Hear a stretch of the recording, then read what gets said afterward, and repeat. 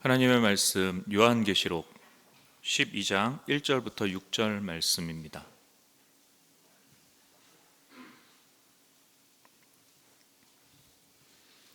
요한계시록 12장 1절부터 6절 말씀입니다. 하늘에 큰 이적을 보이니 해를 옷 입은 한 여자가 있는데 그 발 아래에는 달이 있고 그 머리에는 12별의 관을 썼더라. 이 여자가 아이를 베어 해산하게 되매 아파서 애를 쓰며 부르짖더라. 하늘에 또 다른 이적이 보이니 보라, 한 큰 붉은 용이 있어 머리가 7이요 뿔이 10이라. 그 여러 머리에 7왕관이 있는데 그 꼬리가 하늘의 별 3분의 1을 끌어다가 땅에 던지더라. 용이 해산하려는 여자 앞에서 그가 해산하면 그 아이를 삼키고자 하더니 여자가 아들을 낳으니 이는 장차 철장으로 만국을 다스릴 남자라. 그 아이를 하나님 앞과 그 보좌 앞으로 올려가더라. 이 여자가 광야로 도망하매 거기서 1260일 동안 그를 양육하기 위하여 하나님께서 예비하신 곳에 있더라. 아멘.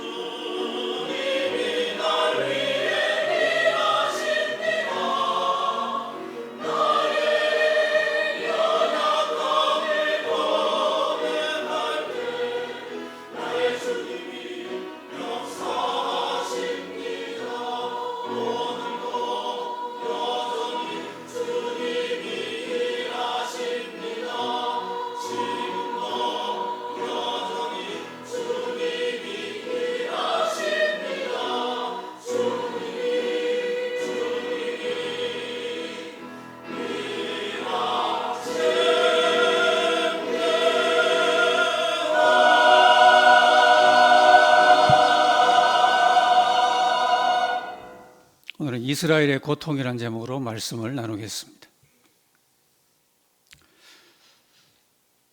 오늘 전 세계에 200여 국가가 있습니다. 제각기 역사와 문화와 상황이 다 독특한 가운데 오늘 지구촌을 이루고 있습니다. 그런데 이 중에서 가장 독특한 한 나라를 꼽으라면은 우리는 성경을 통해서 볼 때 단연코 그 나라는 이스라엘인 것입니다. 성경에서 보면은 구약의 강대국인 바벨론이 구약에 260번 정도 나옵니다. 그리고 아수르라는 구약의 강대국이 140번 정도 나오고요.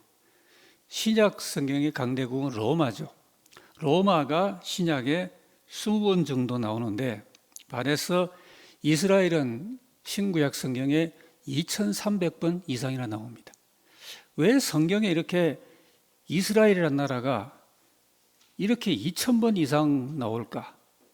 우리는 하나님의 관심이 어디에 있는지를 이런 통계만 보더라도 알 수가 있는 것입니다.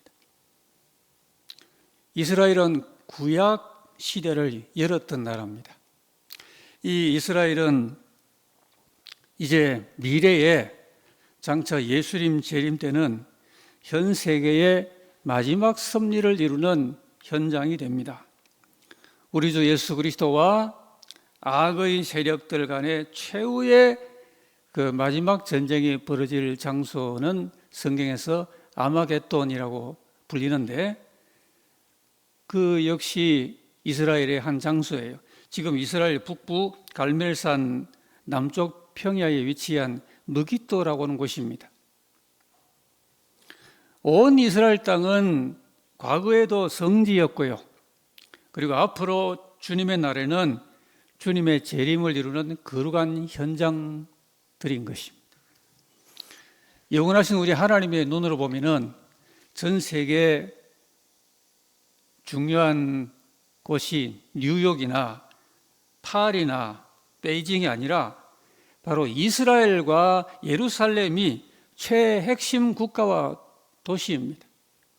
이스라엘은 하나님 역사 시계의 시침이라고 그러고요. 예루살렘은 하나님 역사 시계의 분침이라고 그럽니다. 그러므로 우리가 세상에 나라가 아무리 많더라도 이스라엘을 신앙인인 우리, 성경 말씀을 갖고 오늘 사활을 걷고 믿고 있는 우리들은 이 이스라엘을 주목해야 하는 이유가 여기 있는 것입니다. 복음은 우리에게 선포를 해주고 있습니다. 이스라엘과 교회는 복음 안에서 둘이 아니고 하나가 되었다. 이렇게 선포를 합니다. 옛날에는 이스라엘만 하나님의 약속의 백성이었어요. 그러니까 얼마나 이스라엘이 복되고 다른 나라가 얼마나 좀 그늘진 그런 위치였습니까? 그런데 이제는 교회와 이스라엘은 한 성령 안에서 함께 아버지께 나아간다고 에베소서에 그렇게 말하고 있습니다. 사실은 그렇습니다. 원가지가 누구냐? 이스라엘이 원가지예요. 교회는 돌감람 나무였어요. 돌감람 나무였던 그런 가지가 접붙임을 당한 가지가 교회입니다. 우리가 이 사실을 잊지 말아야 되겠습니다. 교회는 결코 이스라엘을 무시하거나 자고하지 말아야 됩니다. 이스라엘이 저렇게 오늘도 하나님을, 예수님을 잘 못 믿고 저러고 있구나라고 우리가 그렇게 경시하는 생각을 갖지 말아야 되는 것입니다. 왜냐하면 이방인 교회에 충만한 수가 들어오면은 그때 온 이스라엘이 구원을 받는다고 성경이 말하기 때문입니다. 그러므로 이스라엘과 이 교회는 우리가 이 둘을 뜨거운 관심을 가지고 살펴봐야 될 대상이 이 둘인 것입니다. 오늘 본문은 이 이스라엘의 구원사를 계시하여 주고 있는 말씀이에요. 자, 우리가 이스라엘 쪽으로부터 거의 실시간으로 많은 시사적인 소식을 듣고 있습니다. 오늘 우리 눈앞에서 오늘도 고통받는 이스라엘이죠. 저 이스라엘의 고통이 요즘은 큰 전쟁으로 비화하고 있는 이런 때에 우리가 오늘의 이 말씀을 살필 시적절한 때로 생각을 하면서 이제 이스라엘과 우리를 향한 하나님의 구원사를 이해해서 우리의 구원의 달려감이 더욱 복된 경주가 되기를 원하는 것입니다. 첫째는 이 오늘 본문은 먼저 이 이스라엘을 고통의 여자로 환상을 통해 우리에게 보여주고 있습니다. 고통받는 여자라고 말을 하고 있습니다. 2절 말씀을 우리가 보면은 이 여자에 대하여 아주 단도직입적인 묘사를 하고 있죠. 해산의 고통을 겪는 여자의 환상으로 이 여자의 정체를 말해주고 있습니다.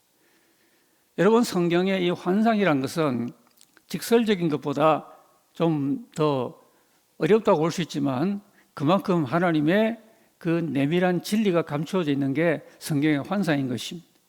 그래서 이 여자의 환상이 나오는 이 본문은 바로 이 여자가 겪는, 특별히 해산의 고통을 통해서 고난을 겪는 그런 하나님 백성을 말해주고 있는데, 그러면 이 고통받는 여자가 누군가? 전통적인 해석에 따르면은 이스라엘을 상징한다라고 많은 주석에서 입을 모으고 있는 것입니다. 성경은 말세에 이스라엘이 회복이 되어서 구원을 받는데 그렇게 되기 전에 겪을 일이 있다라고 말합니다. 그게 무엇인가 하니 고통과 환난입니다. 그리 유쾌하지 않는 과정일 수 있지만 반드시 이스라엘은 이러한 과정을 겪음으로 마침내 온 이스라엘이 구원을 받는 것입니다. 그러므로 이스라엘의 구원을 위해서는 이러한 환난은 필수 불가결한 하나님의 구원 섭리입니다. 구약 예레미야 30장 7절은 아주 중요한 구절인데요. 슬프다 그날이여 비할 데 없이 크니 이는 야곱의 환난의 때가 되미로다마는 그가 이에서 구하여 냄을 얻으리로다 그랬습니다. 여기서 말하는 것은 야곱의 환난의 때가 그와 같이 엄청난 날이 과거에 없었는데 그러나 환난에서 결국 구원을 받는다, 이런 예언이죠. 여기서 중요한 말은 야곱의 환난의 때라고 하는 이 말입니다. 이스라엘이 결국 하나님에 의해서 구하여 냄을 받기는 받지만은 그 전에 비할 데 없이 큰 날을 겪는데 바로 이것을 성경은 야곱의 환난의 때라고 말하는 것입니다. 이스라엘은 이 야곱의 환난을 통해서 구원에 동참합니다. 그러므로 우리가 이 예언을 통해서 볼 때 이스라엘이 왜 그리도 고통 중에 나아가는 그런 나라와 민족인지를 우리가 잘 알 수가 있는 대목인 것입니다. 이스라엘은 오랜 역사적으로 고난과 고통의 공동체였어요. 그래서 우리 인생에도 이스라엘 그러면은 많은 민족적인 비통한 역사를 겪었던 그런 공동체임을 우리가 생각합니다. 20세기에 와서 기적적으로 나라를 이루었죠. 그런 직후에 제1차, 2차, 3차, 4차 중동 전쟁을 겪었습니다. 그리고는 그 후에 팔레스타인과 갈등이 아주 심화되어 왔습니다. 그러다가 재작년에 하마스의 침공으로 지금까지 전화의 불이 활활 붙고 있습니다. 최근에는 이스라엘이 이란과 강렬히 격돌하다가 지금 아슬아슬한 위태한 휴전 중에 있죠. 언제 더 큰 전쟁으로 발화할지 모르는 긴박한 날들을 요즘 보내고 있습니다. 자, 우리가 이 이스라엘이 고통받는 이 해산의 고통을 겪는 그 여인의 환상의 그 해석 대상이 됨을 생각을 했습니다. 근데 마지막 때 이 고통받는 여자 이스라엘에 대한 이러한 하나님의 섭리가 확장을 하면은 교회에도 적용이 될 수 있는 것입니다. 이스라엘이 그렇게 큰 고통을 겪는데 세계 다른 나라라고 비행할 수 있겠습니까? 오늘날 말세의 고통을 겪는 곳이 이스라엘뿐만이 아닙니다. 4년 전의 팬데믹은 전 지구촌이 함께 겪었었습니다. 자, 이 여자의 해산의 고통에 대해서 좀 더 깊이 아실 필요가 있습니다. 인간의 고통 중에 사실 가장 힘든 고통이라고 말하죠. 여인의 해산의 고통. 그렇지만은 그 고통은 생명을 낳는 기쁨과 희망을 가진 창조적인 고통이죠. 일반 다른 인간의 고통과는 다르죠. 여러분, 태간 백성은 고난을 겪습니다. 예수 믿으면은 뭐 고통, 환난 이런 건 이제 다 사라지고 이제는 불행 끝 행복만 시작되는 그런 거 아니에요.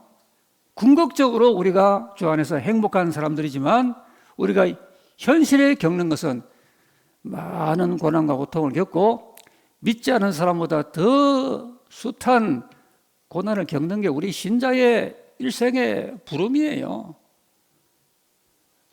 그리스도 안에서 경건한 삶을 사는 사람은 고난을 받으리라 그랬습니다.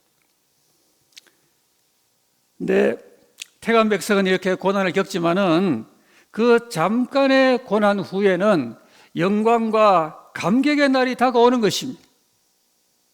우리가 이 점을 늘 생각을 해야 됩니다. 이스라엘도 그렇고 우리 교회 성도도 그런 것입니다. 지금도 보면은 이스라엘은 이슬람 세력에 둘러싸여서 그런 모진 전화를 겪고 있는데 이제 앞으로 환란기가 더 문제입니다. 오늘의 이 본문 말씀은 이제 환란기에 처음한 그 때를 상징하는 겁니다. 환란기가 오면은 이스라엘은 더 큰 환란을 겪습니다. 바로 말씀드린 야곱의 환란이라고 특징된 이런 환란을 겪는 겁니다. 그래서 이 여자가 오늘 우리가 읽었습니다. 남자아이를 해산을 하는데 그 해산한 후에는 용이 여자에게 더 큰 분노를 바라고 핍박을 가합니다. 그래서 이스라엘의 고통은 결국 성경에 의하면은 예언된 곡과 마곡의 전쟁이라고 하는 유명한 에스겔서에 나오는 그 전쟁으로 이어지는 것입니다. 그럼 그 신호탄은 뭔가? 그 신호탄은 환란기에 있을 성전 모독 사건입니다. 이건 다 성경 해석에 아주 중요한 것이기 때문에 여러분 잊지 말고 기억을 잘 하셔야 됩니다. 어느 날 불법의 인물이 나타나서 성전에서 자기를 신이라고 하고 하나님을 모독하는 사건이 일어납니다. 이때가 되면은 유대 땅에 엄청난 박해와 더불어 곡과 마곡 연합 대군이 총침공을 합니다. 이때 유대인들은 산으로 도망을 해야 되고요. 도망한 하나님 백성은 1260일 동안의 예비처에서 천국 백성다운 양육을 받고 그렇게 되어서 결국 온 이스라엘의 회복과 구원이 이루어지게 되는 것입니다. 이스라엘의 고통, 해산하는 여인의 고통, 우리가 이 의미를 말씀과 더불어 시대를 분별하며 날마다 잘 주 안에서 마음의 묵상을 하고 나가야 되겠습니다. 이런 고통의 시기에 열방의 교회들도 피해갈 수만은 없습니다. 함께 고통을 겪습니다. 세계는 되돌아갈 수 없는 고통의 시기가 되는 것입니다. 우리는 지금의 시대적인 고통이 언제 큰 환란으로 이어질지 깨어서 준비해야 됩니다. 이러라고 우리에게 하나님 말씀이 교훈과 경책의 말씀으로 주어진 것입니다. 대한민국도 비껴날 수 없어요. 요즘도 우리 한국 사람들 참 고통스럽습니다. 그렇죠? 정치, 경제, 사회, 문화할 것 없이 부글부글 도처에서 다방면으로 끓고 있습니다.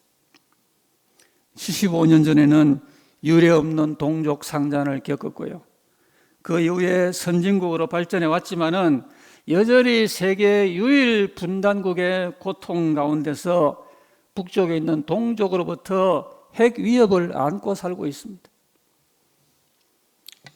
고통의 시대에 누가 참 지혜로운 사람입니까?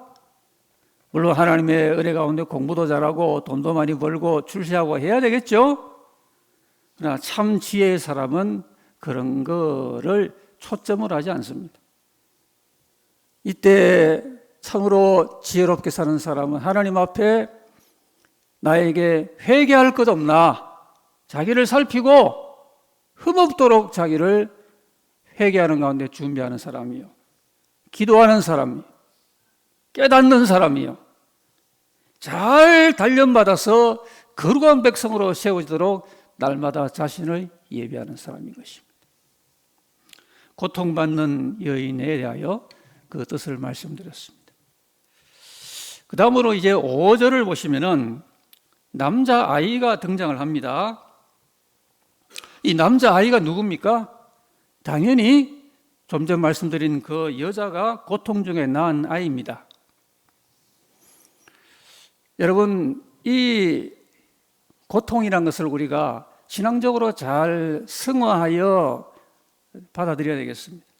우리 신앙인에게 어떤 결과를 낳든지 간에 우리가 하나님의 은혜 안에 있다면 신앙인이 겪는 고통은 결코 무의미하지 않습니다.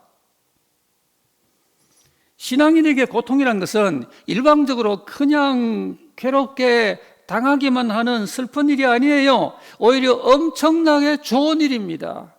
로마서 5장이 그렇게 말하고 있지 않습니까? 그러므로 우리는 환난 중에도 기뻐한다 그랬어요. 로마서 8장은 말하기를 생각건대 현재의 고난은 장차 우리에게 나타날 영광과 좋게 비교할 수 없도다 그랬습니다. 우리가 이 소망의 말씀을 붙들어야 괴로운 시대, 고통의 시대에 기뻐할 수 있는 겁니다.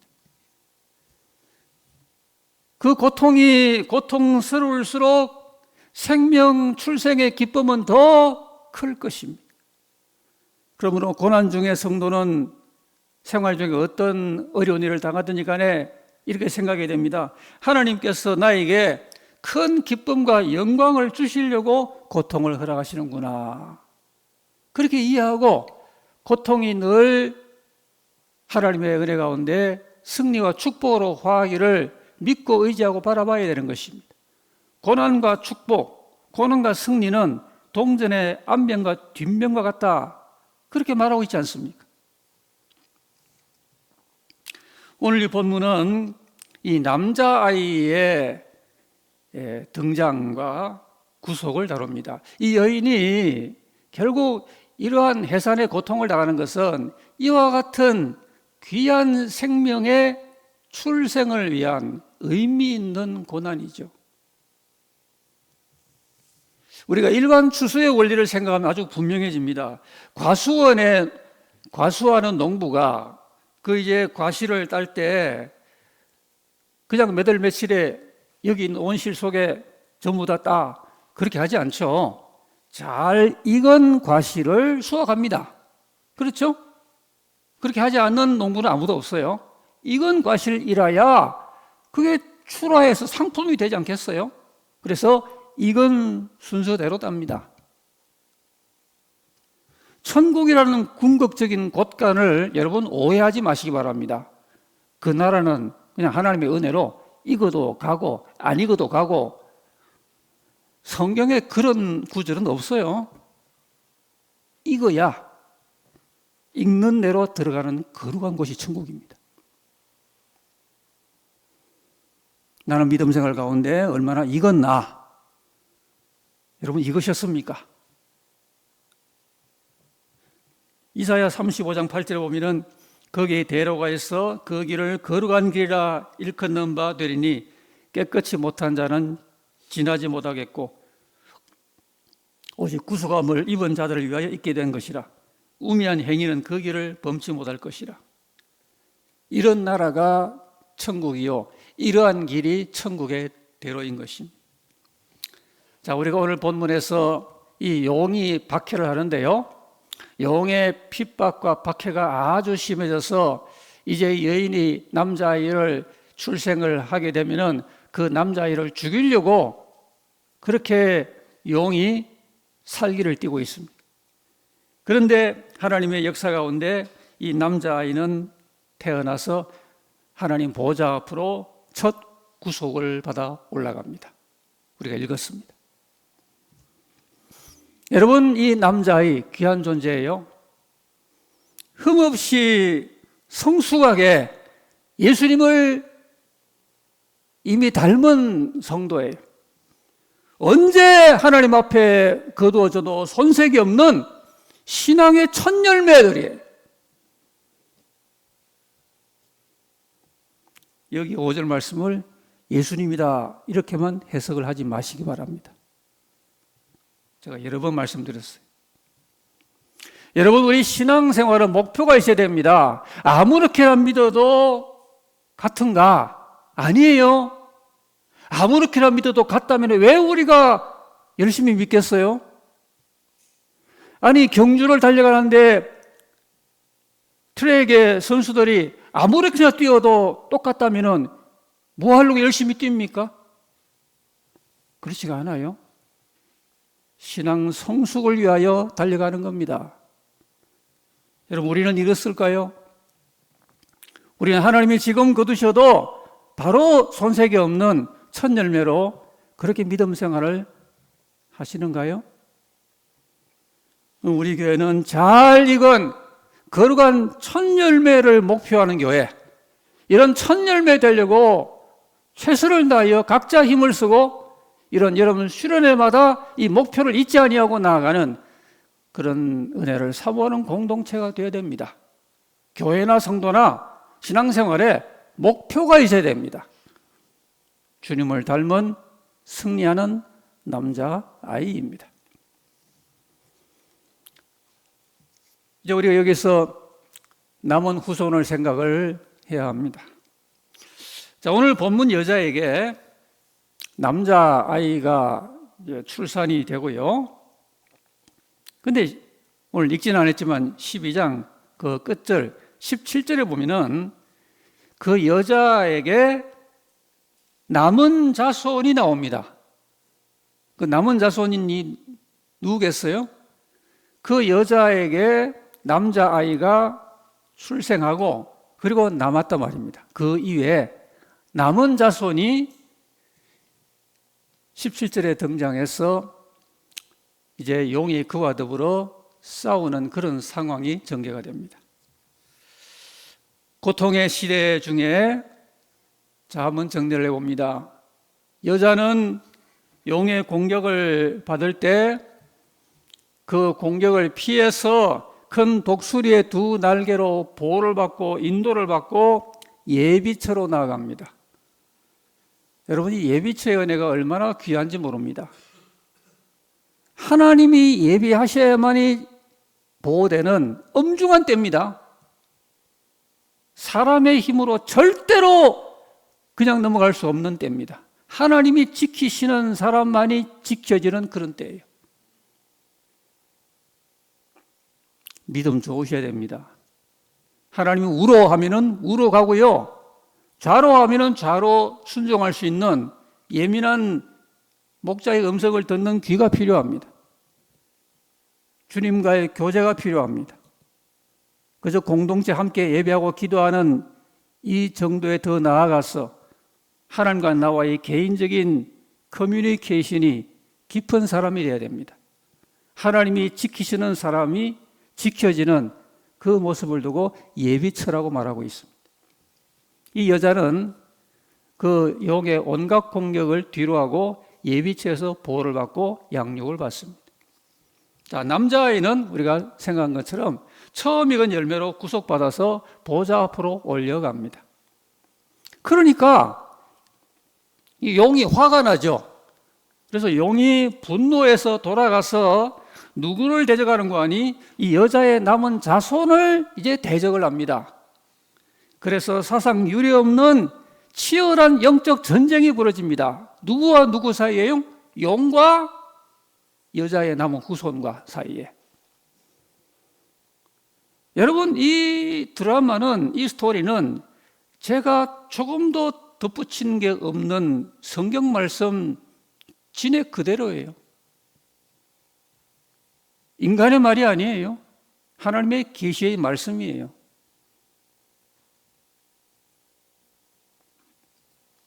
말세 이 땅을 사는 신앙인들, 믿지 않은 분들은 우리가 지금 말을 할 수 없고요. 자, 믿음을 가진 우리들, 결국 이 두 부류입니다. 흠없이 잘 익어서 첫 열매로 하나님 앞에 인정되거나, 아니면은 여자의 남은 후손으로 영과 더불어 피할 수 없는 거대한 영적 전쟁을 벌여 나가야 할 당사자들입니다. 이 전쟁에서 이기거나 아니면 지거나 둘 중 하나밖에 없죠. 이기고 싶으세요? 지고 싶으세요? 요한계시록 13장 7절에도 보면은 짐승이 권세를 받아 땅의 성도들과 싸운다 그랬습니다. 그 싸움에서 성도들은 진다고 말했습니다. 거룩한 전쟁을 벌일 준비가 되어 계십니까? 준비가 되든 안 되든 올 전쟁은 오는 것입니다. 그런 전쟁을 벌일 무기를 갖고 계십니까? 그런 전쟁을 벌일 전략을 갖고 계십니까? 승리의 길을 갖고 계십니까? 승리의 지혜를 갖고 계십니까? 오늘 이 땅에 악과 더불어 전쟁을 벌일 주역은 교회이어야 합니다. 세상은 악과 전쟁을 할 수가 없어요. 악에 포함된 그런 존재이기 때문에 어떻게 악과 싸우겠어요? 교회만이 전쟁하는 거예요. 영적 전쟁을 하는 거예요. 교회와 성도가 만약에 준비가 안 되어 있거나 외면하거나 침묵하거나 타협하면은 희망이 없는 것입니다. 그런 세상은 희망이 없습니다. 교회가 일어나면은 하나님도 일어나시는 것입니다. 교회가 움직이면은 하나님이 움직여 주시는 것입니다. 여자의 남은 자손은 영적 전쟁을 앞에 둔 군인들이에요. 저는 군인 되기 싫어요. 그냥 선량한 크리스찬이 되려고 예수 믿었어요. 그건 내 이야기고, 하나님께서 이 시대에 사는 주의 백성들을 군인으로 부르신 겁니다. 신앙이란 영적 전쟁이에요. 안 싸우면 그냥 지는 거예요. 무더운 지난 한 주간 비도 많이 오고, 영적 전쟁을 싸우고 오셨습니까? 전혀 싸움 없이 오셨습니까? 저는 싸우는 거 별로 좋아 안 해요. 안 싸우면 그냥 진다니까요. 그냥 지시겠어요? 그냥 지면은 포로되어서 잡혀가고 마귀에게 끌려가는 겁니다. 싸우는 사람이 구원의 백성이에요. 이 용과 짐승이 출현하는 때는 너무 어두운 시기예요. 그래서 권세를 받은 그들과 성도들이 싸우지만은 이길 수가 없습니다. 13장에 그렇게 나와 있어요. 그래서 어린 양의 생명책에 기록되지 못한 사람들은 다 그 짐승에게 경배하고 그 표를 받습니다. 오직 참고 인내하고 믿음 가운데 죽기까지 생명을 아끼지 않는 이런 믿음의 훈련이 잘 되어 있는 성도가 되어야 됩니다. 환난 중에 잘 연단받고 양육받는 성도가 되어야 됩니다. 하나님께서 보호하시는 그 예비처에서 하나님의 은혜 가운데 양육받아 천국 백성으로 합당하게 세워질 이 훈련받을 준비가 되어 있어야 합니다. 구원받을 숫자 대부분이 이때 깨끗하게 되어서 천국의 본 추수에 동참하는 것입니다. 여러분, 이스라엘의 고통은 이스라엘만의 고통이 아니에요. 온 열방이 이 고통에 함께 참여합니다. 중동 땅 이스라엘이 고통을 겪는데 지구 반대편에 있다고 평안하겠습니까? 지구촌이 그렇게 흘러가질 않습니다. 그리고 이스라엘의 회복은 이스라엘만의 회복이 아니라 온 열방 교회의 회복입니다. 교회가 궁극적으로 회복되어서 하나님의 궁극적 구속에 동참할 때 이스라엘이 그리도 오매불망 바라던 그 나라 민족의 회복도 이루어지게 되는 것입니다. 눈앞에 고통의 시기가 다가오고 있다는 것은 명약관한 성경의 진리고 영적 현실입니다. 어떻게 사시겠습니까? 어떻게 예배하시고 어떻게 기도하시고 어떻게 저와 여러분 개인과 가정이 승리하시겠습니까? 어떤 마음의 자세로 무장하시겠습니까? 믿음의 눈을 부릅뜨어야 됩니다. 승리하고 싶으시다면 깨어서 기도하시고 영과 진리로 예배하시고 승리의 하나님을 분초도 놓치지 말고 붙들고 그분과 교통하고 그분과 동행하는 가운데 우리 교회 성도들과 가정과 우리 교회 공동체만큼이라도 승리해서 이 시대에 하나님의 영광의 빛을 발하게 되시기를 예수님 이름으로 기원합니다.